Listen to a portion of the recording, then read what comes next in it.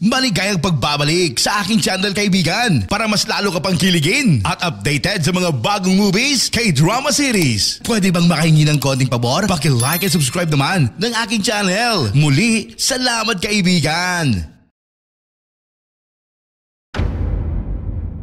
Ang pangunahing tauhan ng kwento ay isang napakalakas at kaakit-akit na demonyo na nagngangalang Jungwon, na naghahanap ng mga pagkakataong linlangin ang mga tao na pumirma ng kontrata sa kanya. Isang napakagandang dalaga na nagngangalang Doohee, na isang CEO ng isang food and beverage firm. Samantala si Madam Jo na guardian ni Doohee, ay galit dahil ayaw ni Doohee magpakasal. Siya ay nag-ayos ng blind date para sa kanya, kung saan nakita niya si Jungwon na nasa paligid. Napagkamalan niya itong ka-blind date niya at kahit na ayaw niyang magpakasal ay nahuhulog siya sa mainit na hitsura ni Jungwon. Ngunit dahil pareho silang sobrang mayabang, nagsimula silang magtalo sa isa't isa, at ang mga miyembro ng gang ay dumating sa hotel. Si Doohee ay nairita at tumayo upang umalis sa lugar. Isa sa mga miyembro ng gang ay hinampas ang isang waiter na may dalang cake at habang ang cake ay malapit ng mahulog kay Doohee. Mabilis na kumilos si Jungwon at sinalo ang cake, parang tumigil ang mga oras para sa kanilang dalawa na talagang nagustuhan siya ni Doohee. Mabilis siyang pumunta sa bathroom at nag-iisip na nag-order ng cake si Jungwon para sa kanyang kaarawan at namumula. Ngunit sa kasamaang palad ay nalaman niyang nag-order si Jungwon ng cake para sa kanyang sarili lamang, siya ay nabigo at umalis sa lugar. Mamaya nang pumunta siya upang makita si Madam Jo, nalaman niya na si Jungwon ay hindi ang lalaking ka-blind date ni Doohee. Mamaya sa ibang lugar si Jungwon ay naghahanap ng mga taong may problema na maaari niyang iligtas at papirmahin sila ng kontrata sa kanya. Sa ibang lugar pauwi na si Doohee. Ngunit napansin niyang hindi niya driver ang nagmamaneho ng kanyang sasakyan, bilang pinahinto niya ang sasakyan at sinubukang gumamit ng chloroform sa kanya, ngunit nakatakbo palayo sa kotse si Doohee. Samantala napansin siya ni Jungwon na nagkakaproblema at lumapit sa kanya. Nakilala siya ni Doohee mula sa malayo at tumakbo patungo sa kanya para sa tulong. Sinubukan ni Jungwon na makipagkasundo sa kanya upang maprotektahan siya. Sa kabila ng 1,000 tanong sa kanyang isipan ay tinanggap ni Doohee ang kanyang deal. Nang haharapin ni Jungwon ang kriminal, pumasok si Doohee sa sasakyan. Ngunit habang siya ay nasa loob, ang katawan ng kriminal ay bumagsak sa kotse at napansin niyang dahan-daang lumapit si Jungwon. Natakot si Doohee at tumakbo palayo at nagtago sa likod ng mga rehas ng tulay. Pumunta si Jungwon sa kanya at nagtanong kung naaalala niya ang kanilang kasanduan.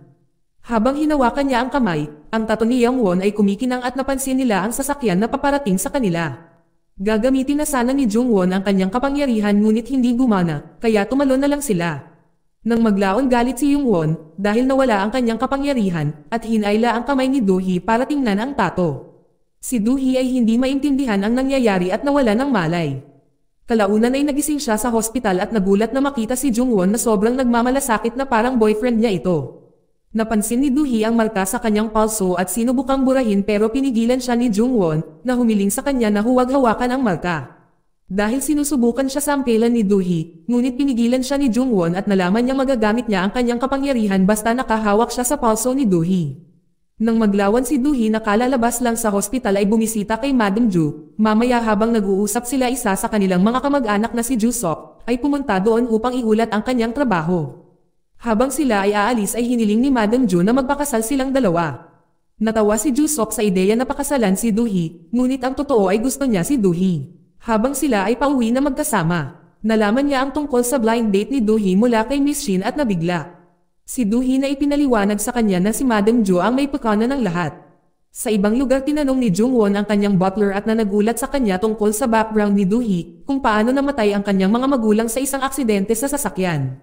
Ngunit dahil si Doohee ay matalino, nagawa niyang magpatayo ng kumpanya at maging matagumpay. Nalaman din niya na kasalukuyan siyang single, dahil nauubusan na siya ng oras para tapusin ang mga overdone na kontrata. Pinupuntahan niya ni Jungwon si Doohee, nag-aalok si Doohee ng pera para pasalamatan siya. Pero hindi ginawa ni Jungwon na kunin ang pera, at sinubukang ligawan siya para makipag-ugnayan sa kanya, sinabi niyang masama ang kanyang pakiramdam at gusto niyang makasama siya. Sumakay sila ng kotse kung saan hiniling niya sa kanya na hawakan niya ang kanyang kamay. At magmaneho papunta sa taong kinailangan niyang tapusin ang kontrata at ginamit niya ang kanyang kapangyarihan para atakihin siya sa puso. Hindi ni Doohee maintindihan ang nangyari, nagsinungaling si Jungwon tungkol sa mga nangyari. Pagkatapos nadalhin siya ni Jungwon sa isang kalapit na seashore, mahigpit niyang hinawakan ang ulo niya. Sa tingin ni Doohee nahahalikan siya nito, ngunit bigla niya itong kinaladkad sa tubig kasama niya upang subukang ibalik ang kanyang tato. Ngunit hindi ito gumana, sinipa siya ni Dohee at umahon sa tubig. Siya ay nagalit at umiyak tungkol sa nangyayari dahil sa wala naman siyang ginawang masama at umalis siya doon. Samantala sa likod niya ay maraming tao ang nagbabalak na patayin siya para kunin ang pagmamayari niya. Paglabas ni Dohee sa kotse, lumapit sa kanya ang biker at nagbuhos ng asido sa kanya, ngunit buti na lang dumating si Jungwon at pinoprotektahan siya mula sa kapahamakan. Si Dohee na wala sa kanyang pag-iisip, ay iniisip na siya ay ligtas kapag nasa tabi siya ni Jungwon, nababahala siya nang makita ang mga marka ng asid kay Jungwon. Hinawakan siya sa kamay ni Jungwon at ginamit ang kapangyarihan para pagalingin ang kanyang sarili. Ipinakilala ni Jungwon ang kanyang sarili bilang kanyang demonyo. Habang pabalik ay naiintindihan ni Dohee ang lahat dahil kailangan ni Jungwon na makasama siya para magamit niya ang kanyang kapangyarihan at nakipag-deal sa kanya na maging kanyang bodyguard. Kahit na hindi gusto ni Jungwon na maging bodyguard ng isang tao, ginagawa pa rin niya ito. Samantala ang kriminal ay nanunood lang sa kanila na galit dahil sa hindi niya nakuha si Dohee. Sa ibang lugar galit si Jungwon sa pag-iisip na maging bodyguard ng isang tao. Ngunit sa parehong oras ay nag-aalala din siya kung paano siya maaaring patayin ng isang tao at itapon ang kanyang katawan. Habang iniisip niya ito, nakakatanggap siya ng mensahe mula kay Dohee. Si Dohee ay tinatakot siya na maging bodyguard niya o tatanggalin niya ang tato.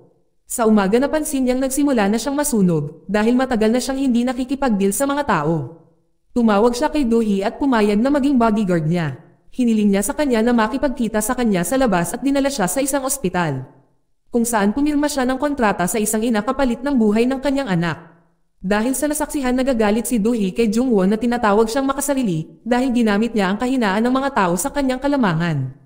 Kinabukasan ay pumunta sila upang makipagkita kay Madam Jo at nakita niyang patay na siya at umiyak si Dohee. Nakiusap kay Jungwon na buhayin siya at pipirmahan niya ang anumang kontrata na gusto niya. Ngunit tumanggi siya dahil hindi niya maibabalik ang patay na. Mamaya sa panahon ng talakayan ng pamilya, napag-alaman na mali ang ininom niyang gamot na siya ay namatay.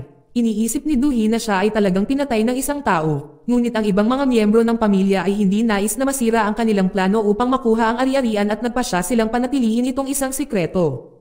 Mamaya ito ay nabunyag na bago mamatay si Madam Jo ay ipinangalan ang kanyang ari-arian kay Dohee sa halip sa kanyang mga tunay na anak. Ngunit upang makuha ang ari-arian nito kailangan ni Dohee magpakasal. Alam ni Dohee na isa sa kanyang mga miyembro ng pamilya ang pumatay kay Madam Jo.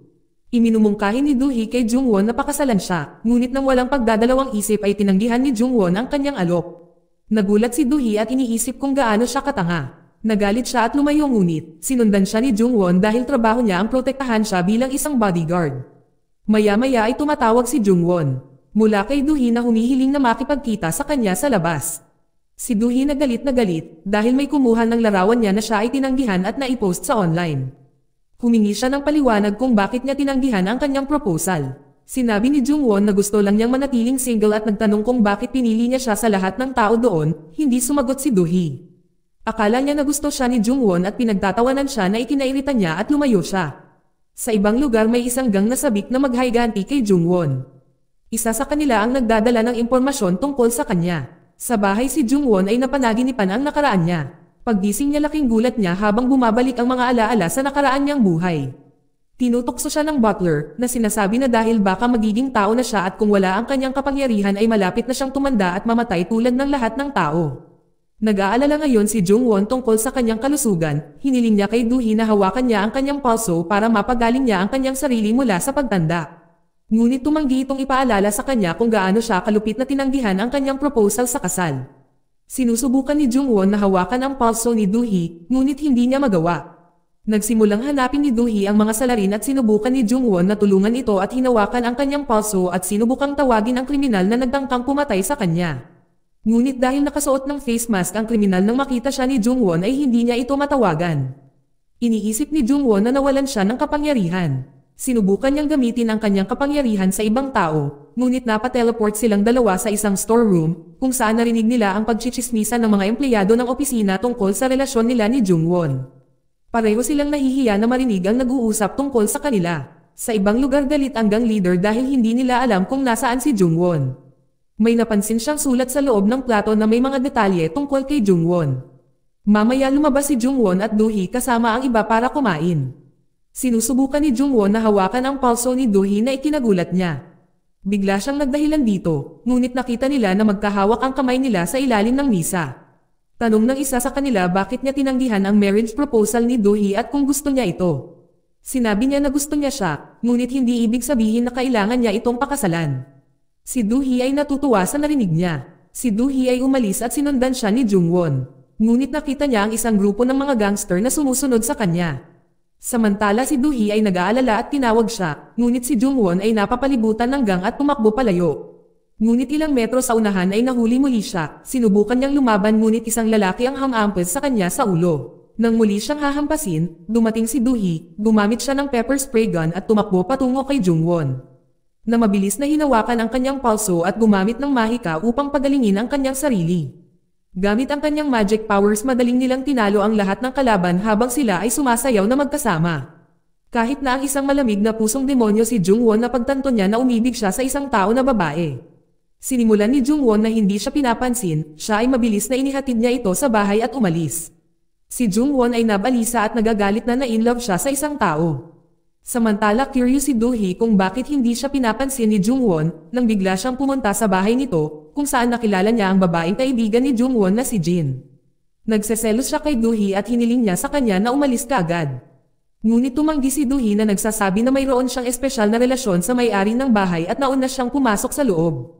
Kung saan napansin niya ang silid ng orasan at mga libro. Pumunta siya upang kumuha ng libro, ngunit dumating si Jungwon at pinigilan siya. Si Jin ay pumunta doon at lumalapit kay Jungwon para pagsalusan si Do-hee. Ngunit pinalabas siya ni Jungwon. Tinanong ni Do-hee kung sino ang babae, pero tumanggi si Jungwon na sumagot. Humiling din siya na wag makialam sa personal niyang buhay. Sinabi ni Do-hee na narito siya para makita siya, ngunit sinabi ni Jungwon na ayaw na niyang makasama si Do-hee. Habang paalis si Do-hee, sinabihan ni Jungwon ang kanyang butler na siguraduhing ligtas na makakauwi si Do-hee. Sa sumunod na eksena, naghihintay si Jungwon kay Do-hee, nagmamadaling dumating si Do-hee at umupo sa backseat hindi pinapansin si Jungwon na parang galit sa kanya. Pagkatapos ang stalker ni Do-hee ay dumating sa office na nakabalat kayo. Pagkatapos ng meeting na iyon ay napansin ng lalaki ang tato sa palso ni Do-hee na para bang may alam siya tungkol dito. Mamaya nakipagkita si Jungwon kay Jusok, nagpasalamat ito sa pagprotekta ni Jungwon kay Do-hee, pero si Jungwon ay hindi gaanong natutuwa na makita siya dahil nagseselos siya. Nang maglaon ay nakipagkita si Do-hee sa isang lalaki para sa date, isang prosecutor. Kahit ayaw ni Do-hee ay nag-decide siya na pakasalan ang lalaki upang galitin si Jungwon. At nagpasya siyang hanapin ang kanyang stalker para tapusin ito. Pumunta sila sa base ng pinuno ng gang, kung saan hiniling niya sa kanya na kilalanin ang larawan ng lalaki at pinilit siya ni Jungwon para magsalita. Ngunit pinigilan siya ni Do-hee, na ikinainis ni Jungwon at umalis. Si Do-hee ay umuwi ng mag-isa sa bahay. Nakarinig siya ng tunog na musika na nagmumula sa labas ng kanyang silid. Pumunta siya upang suriin, ngunit nahuli siya ng stalker na ginamit ang chloroform sa kanya. Kalaunan ay natagpuan niya ang kanyang sarili na nakabitin sa gusali at biglang lumapit ang lalaki at nagsimulang putulin ang tela. Ngunit nang mapansin niyang may paparating ay ibinalik niya ang damit na napanat. Dahil sa bigat nahulog siya, ngunit biglang dumating si Jungwon upang iligtas siya. Ngunit inatake siya ng lalaki at silang dalawa ay nahulog sa gusali. Gumagamit ng magic si Jungwon at nag-teleport sa hagdan sa loob ng building, takot na takot si Do-hee na niyakap niya nang mahigpit si Jungwon. Dumating si Jusok at nakita silang dalawa. Nang maglaon, niyaya ni Jusok si Do-hee na pakasalan siya. Ngunit biglang sinabi ni Jungwon kay Do-hee na magpakasal sila. Dahil sa pagkalito, humingi ng oras si Do-hee na mag-isip. Pagkatapos tinanong niya si Jungwon kung bakit nais na niya siyang pakasalan na dati ay tumanggi ito. Sinabi ni Jungwon na hindi niya kayang mamatay si Do-hee. Maya-maya sa isang function ng kumpanya ay ipinaalam niya kay acting company chairman Nosok na ikakasal na siya bukas at babawiin ang kumpanya. Kinabukasan na dahan-daang naglakad si Do-hee patungo sa kanyang nobyo na nagkataon ay walang iba kundi si Jungwon. Ngunit may kontrata sa pagitan nila na walang romance na mangyayari at matatapos ang kanilang marriage pag nakuha na nila ang kanilang gusto. Sa panahon ng photoshoot, sinabihan silang maghalikan. Tumanggi si Jungwon pero sabi ni Do-hee kailangan magpanggap sila bilang mag-asawa. Dahan-daang lumapit sa kanya at tumingin sa kanyang mga mata at hinalikan siya ng dahan-dahan. Sa bahay natagpuan ni Jungwon ang kanyang sala ay magulo, ginamit niya ang kanyang mahika upang linisin ang silid.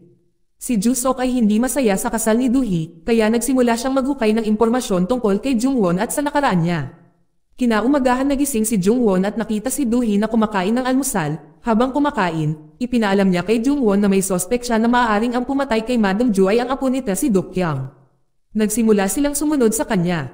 Napansin nilang pumasok siya sa isang subway. Gumagamit ng magic si Jungwon para mag-teleport sa kanilang sarili sa subway at nag-teleport sa loob ng isang photo booth. Binuksan ni Dokyang ang locker, ngunit nakita niyang walang laman ito at nataranta.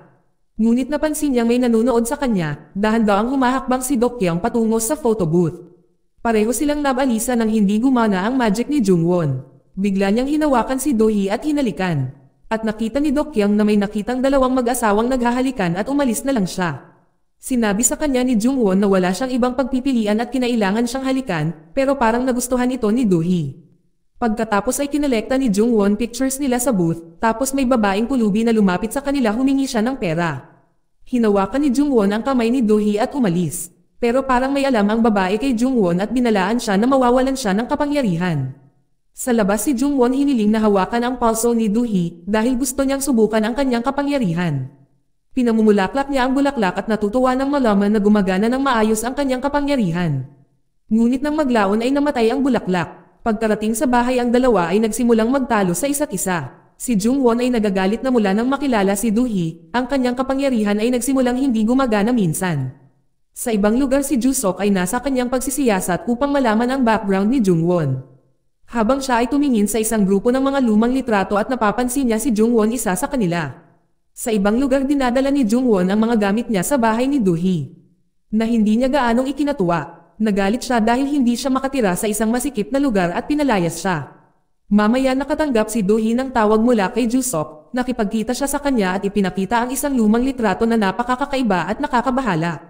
Ngunit dahil alam ni Do-hee ang tungkol kay Jungwon, sinubukan niyang gumawa ng mga dahilan na sinasabing lolo ni Jungwon ang nasa larawan. Sa ibang lugar si Jin ay lasing, galit siya sa pagpapakasal ni Jungwon at Do-hee. Bigla siyang natapilok at nasugatan ang binti na nagpaalala sa kanya ng panahong nagtatago siya sa kanyang lasing na ama at kung paano dumating si Jungwon upang iligtas siya. Nagpakita si Jungwon doon upang kunin ang kaluluwa ni Jin ayon sa kontratang pinirmahan niya 10 taon na ang nakakaraan at pinatay siya ng inatake sa puso. Si Jing ay talagang nabalisa at may mga lalaki na sinubukang yayain siya, ngunit tumanggi siyang gawin ang gusto nila. Pagkatapos ay sinubukan nilang saktan siya, ngunit dumating si Jungwon at nailigtas siya. Naging masaya si Jin na makita siya. Sa ibang pagkakataon nakatanggap si Do-hee ng tawag mula kay Miss Shin at nalaman niyang na-frame siya para sa pagpatay kay Madam Ju dahil sa kanyang ari-arian. Pumunta siya upang makipagkita kay Nosok dahil alam niyang siya ang nasa likod ng lahat ng pekeng balitang ito. Ipinaalala sa kanya na alam din niya ang isa sa kanyang mga sikreto na dati niyang pinatay ang isang tao. Nang paalis si Do-hee, tinutok ni Nosok ang kanyang baril sa kanya at binaril siya. Si Jungwon dumating sa loob upang protektahan siya. Sinabi ni Nosok na mag-ingat dahil nagsimula na ang kanilang laban. Nagmaglaon ipinaalam kay Jungwon na ang kanyang demon book ay nawala. Si Jungwon ay pumunta at sinubukang hanapin ito ngunit hindi ito mahanap. Samantala ang mastermind sa likod ng lahat ng ito ay nakuha ang kanyang libro. At ngayon ay alam na ang lahat ng kanyang mga sikreto. Ipinaalam niya sa stalker na si Gwang kung papatayin niya si Jungwon, siya na mismo ang magiging demonyo. Mamaya narinig ni Do-hee ang doorbell at nakita niya ang pulis sa labas ng apartment niya. Inaresto siya dahil sa pagpatay kay Madam Ju. Samantala si Gwang ay sinabihan na simulan na niya ang monster hunt. Samantala si Jungwon ay nabalitaan tungkol sa pag-aresto kay Do-hee, nagulat siya at mabilis tumakbo palabas. Ngunit biglang nabunggo niya si Gwang na sumaksak sa kanya sa dibdib. Bumagsak si Jungwon sa lupa at itinulak ni Gwang ang kutsilyo sa dibdib niya. Nang sasaksakin na naman siya ni Gwang. Dumating si Mr. Park, natanggal ang maskara sa mukha ni Gwang at nakita ang tunay na mukha nito habang tumatakbo siya. Samantala nalaman Do-hee ang tungkol kay Jungwon. Nakiusap siya sa kanila na paalisan siya upang makita si Jungwon. Si Jungwon ay na-hospital, pagkaraan ng ilang sandali ipinaalam ng doktor kay Mr. Park na baka hindi na siya makaligtas. Gayunpaman si Do-hee ay pumunta sa silid. Sinisi ni Jin si Do-hee sa lahat ng mga nangyayari. Inilagay ni Do-hee ang kamay ni Jungwon sa kanyang pulso sa pag-asang gumaling siya. Ngunit nang hindi siya tumugon ay nabalisa siya at umiiyak. Ngunit dahan-dahan siyang nagising, si Do-hee ay naging masaya nang makita siyang buhay. Habang si Jin ay masama ang loob, hindi niya maalis sa isip niya ang ibang babae na napakalapit kay Jungwon at galit siya kay Do-hee. Mamaya ng umaga si Young-sun na gang leader ay nagpadala ng bulaklak kay Jungwon. Nais niyang maging boss si Jungwon at sakupin ang mundo gamit ang kanyang magic, pero hindi na interesado si Jungwon. Pagkatapos ay dumating si Do-hee para makita siya, hiniling ni Jungwon na gusto niya siyang makasama. Samantala si Dokyang ay nakatanggap ng mensahe mula kay Gwang na ang kanyang buhay ay nasa panganib. Dahil nakita ni Jungwon ang kanyang mukha, Sa ibang lugar ay napagtanto ni Jungwon na alam ng mamatay tao ang kanyang sikreto, kaya ito ang dahilan kung bakit niya itinago ang kanyang mukha mula sa kanya. Pagkatapos ay lumapit si Jin at niyakap siya na nakita ni Do-hee. Sinabi niya sa kanya kung paano siya ay nagsimulang maging higit at higit na katulad ng isang tao dahil doon siya ay ganap na nahulog kay Jungwon. Binalaan siya na ito ay magtatapos ng maayos para sa kanya. Mamaya habang sila ay patungo sa pagkikita nila ni Dokyang, sinusubukan niyang gawin maging magiliw sa kanya at hilingin kay Jungwon na umalis sa tabi ni Do-hee kung gusto niyang manatiling buhay. Dahil lahat ng malapit sa kanya ay namatay na, tinanong ni Jungwon si Do-hee kung maaari niya itong bugbugin. Ngunit hiniling niyang huwag pansinin siya. Pumunta sila sa silid ng pagpupulong kung saan ang mga kandidato ay iboboto bilang chairman ng grupo. Habang nagsisimula ang kanilang pagboto, naabala sila ni Do-hee at nag-anunsyo na siya ay aalis sa kandidatura ng chairman para matigil ang anumang hindi pagkakaunawaan sa kanila. Hindi masaya si Jungwon sa kanyang desisyon na isuko ang lahat pagkatapos ng lahat ng kanyang paghihirap. Ngunit determinado na si Do-hee ngayon dahil gusto niyang mamuhay ng normal. Pagkatapos ay pinalaya na rin si Jungwon sa kanyang tungkulin. Idinagdag niya na nararamdaman niyang hindi siya ligtas sa paligid niya at umalis. Habang si Dokyang ay nanunood mula sa itaas, si Gwang ay nakatanggap ng mensahe mula kay Dokyang na nagpapaalam sa kanya kung paano nagkakaroon ng ilang mga problema si Jungwon sa kanyang kapangyarihan. Sa ibang lugar hindi maintindihan ni Jungwon ang mga dahilan ni Do-hee para iwan siya at isuko ang lahat. Sa ibang lugar malungkot din si Do-hee at pumunta siya sa garden ni Madam Jo at dumating si Jungwon doon. Hindi niya nagawang layuan siya at tinanong siya kung ano ang nasa isip niya. Kinuwento niya kung gaano siya natatakot na malaman na lahat ng taong mahal niya ay namatay at natatakot siyang mawala si Jungwon. Pero walang pakialam si Jungwon na mabilis siyang lumapit sa kanya at hinalikan. Pagkatapos ay hinawakan niya ang kamay niya at gumamit ng magic para pigilan ang tubig sa himpapawid. Natutuwa si Do-hee nang malaman na bumalik na ang kanyang kapangyarihan. Mamaya bumalik sila sa tahanan kung saan ginugugol nila ang kanilang mahalagang oras na magkasama. Sa umaga, nagmumungkahi si Jungwon na makipag-date ng magkasama. At ginugugol nila ang kanilang oras sa paglilibang sa kanilang sarili buong araw tulad ng isang magandang mag-asawa.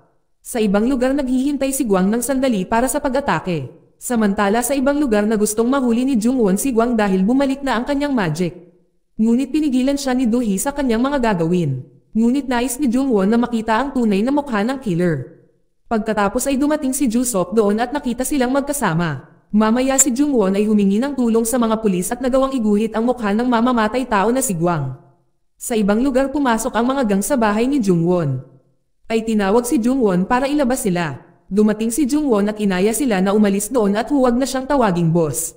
Pero desidido sila na gawin siyang boss. Si Jungwon may pinapagawa siya sa kanila, binigay niya sa kanila ang sketch ni Gwang para mahuli siya. Mamaya nakatanggap si Jungwon ng tawag mula kay Do-hee. Pinuntahan niya ito at nalaman niyang lasing na lasing siya kasama si Miss Shin. Inuwi ni Jungwon si Do-hee. Habang ang gang ay ganap na hinanap si Gwang dahil ito ang kanilang huling pagkakataon para mapabilib si Jungwon. Sa ibang lugar na sinusuri ng mga pulis ang kanilang database at nahanap si Gwang. Sa ibang lugar si Gwang ay muling nagpaplano ng bago. Pagpasok niya sa loob nakita niya ang misteryosong lalaki na nakatayo sa malayo. Habang nagsisimula siyang magsalita tungkol sa kung paano niya nagawa ang lahat ng ito dahil mabait naman siya. Isang lalaki ay nanggaling sa likod at sinubukang sakalin ng wire si Gwang. Ang misteryong mastermind ay si Nosok, habang paalis siya. Tumakbo si Gwang sa loob ng basement niya at ginamit ni Nosok ang kerosene na sinunog ang lugar. Pagkatapos nito ay malalaman natin na siya ang pumatay kay Madam Jo ang sarili niyang ina. Mamaya si Do-hee at Jungwon ay nakatanggap ng tawag mula sa mga pulis na nasubaybayan nila ang lokasyon ng killer. Ang mga pulis ay nakapasok sa loob ng kanyang hideout upang makita lahat ay nasunog at brutal na inabuso. Si Do-hee at Jungwon, kung saan nalaman nila mula sa mga pulis na may nang-aabuso kay Gwang at tinamaan ng kutsilyo diretso sa puso niya na parang gusto niyang mag-iwan ng mensahe. Si Jungwon na napagtanto at umalis mula doon. Nagsimula siyang maghanap sa kanyang bahay at nakakita ng mic sa ilalim ng kanyang mesa at nalaman niyang may nag-utos kay Gwang na patayin siya dahil nakita ni Jungwon ang kanyang mukha. Pagkatapos ay napansin niya na ang lahat ng orasan ng kontrata ay tumigil at naiintindihan niya na siya ay ganap na nawala ang kanyang kapangyarihan. Pumunta siya sa babaeng pulubi, dahil sa tingin niya ay siya ang may alam. Ngumiti ang babae at dinala siya sa isang kasino, kung saan nalaman ni Jungwon na siya talaga ang Diyos na nagbigay sa kanya ng kanyang kapangyarihan. Hiniling niya sa kanya na ibalik ang kanyang kapangyarihan. Sinabi ng babae na hindi niya ito inalis sa kanya. Nawala ang kanyang kapangyarihan, dahil nasa katawan ito ng iba at ang tanging paraan para maibalik ang kapangyarihan ay sa pamamagitan ng pagpatay sa kanya. Salamat sa panonood kaibigan.